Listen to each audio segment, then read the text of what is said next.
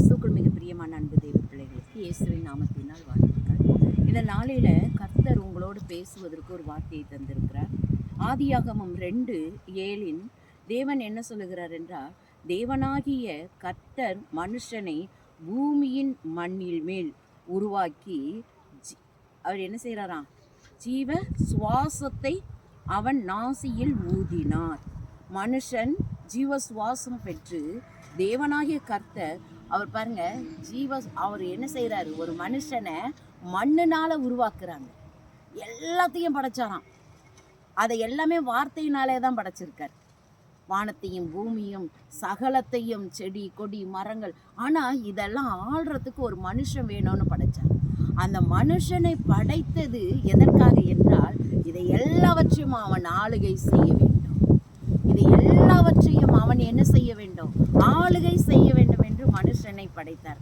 ஆனா மனுஷனை படைத்த பிறகு தேவன் ஏன் இவனை நம்ம படைச்சோம், எதற்காக இவனை படைச்சோன்னு மனஸ்தாபம் பட்டார். இந்த நாட்களில ஒரு பகுதியில் 2023 நம்ம பகுதி பூரா வெள்ளத்தில் அழிந்து கொண்டிருந்தாங்க. நிறைய பேர் போயிட்டாங்க. கொஞ்ச நாளைக்கு முன்னால கொரோனாவில் மக்கள் கொத்து கொத்தாக மறித்து அழிந்து கொண்டிருக்காங்க. இப்போது இங்கிலாந்து பகுதி தேசத்தில் பகுதியில் என்ன நெருப்புனால அழிஞ்சுக்கிட்டு இருக்காங்க.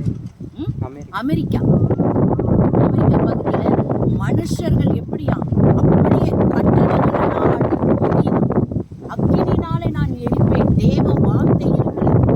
கடைசி காலத்தில் உங்களை இனி ஜலத்தினால் அழிக்கவே மாட்டேன், ஆனா அக்கினினாலே நான் என்ன செய்வேன், எல்லாத்தையும் அழிச்சிருவேன். ஆண்டவருடைய வருகை அதிக சீக்கிரமா இருக்கிறது.